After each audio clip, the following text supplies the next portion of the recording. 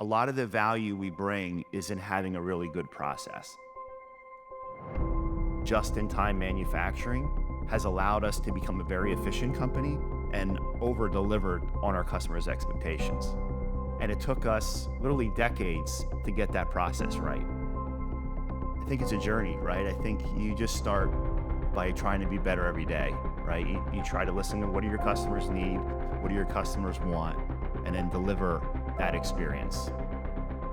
You know, one thing that sets us apart from our competitors is the fact that we are a manufacturer. You know, there was a time when the company started, probably for the first 10, 12 years, that we were relying on outside manufacturers, outside vendors to produce everything. And that was fine. There's nothing wrong with that.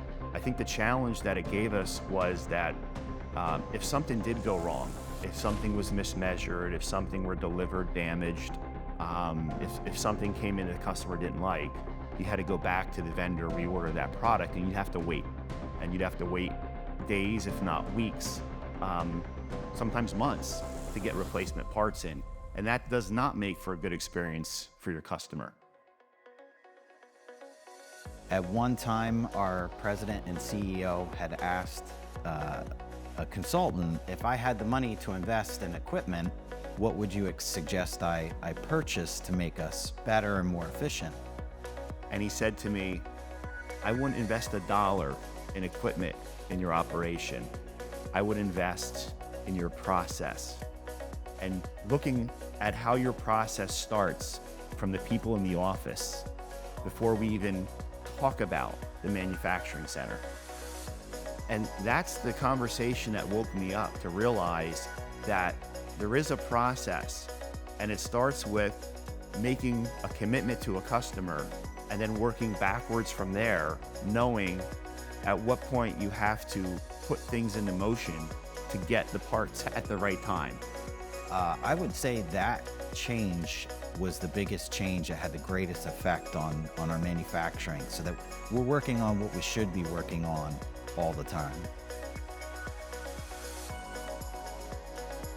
We literally started out in converted storage containers when we started our manufacturing, and everything was primarily cut on a table saw. Then we started making our own line of cabinetry, so we invested in our first panel saw, which was kind of a step up. And then eventually we got to the point now where we have automated CNCs, which are computer numeric control routers that do all the cutting, very precision, down to, you know, the thousandths of an inch.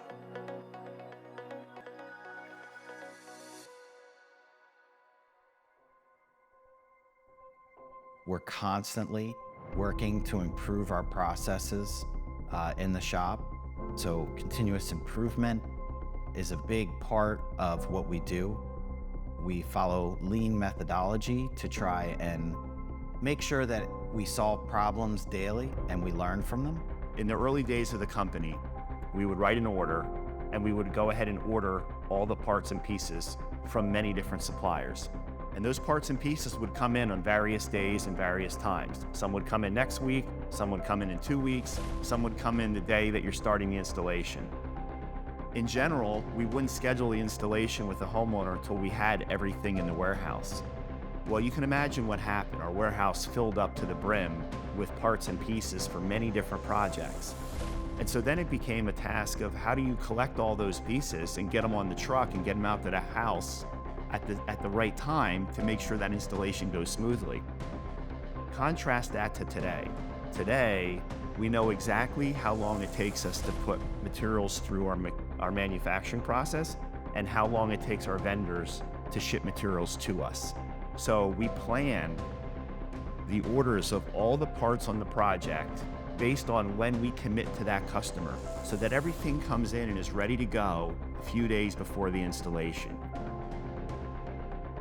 One thing that Kitchen Magic does, and we've been doing this for quite a few years now, is a program called What's Cool About Manufacturing, where we work with middle school students in the local school to learn about manufacturing and tell our story and tell the story to the world about how many opportunities there are to get involved in manufacturing and to show how important manufacturing is to all of us.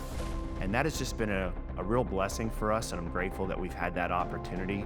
It feels really good to see the product that the students create and to watch the video back. So that's just one of many different opportunities we have to engage with the community and give back. I think to be successful in a family business, just like being successful in a band, it's best not to have one person that has a huge ego, that has to be right all the time. You need to have people in the band who are willing to listen to others, they're willing to compromise, and they're willing to work through challenges together. And when you have those elements, you can make beautiful music.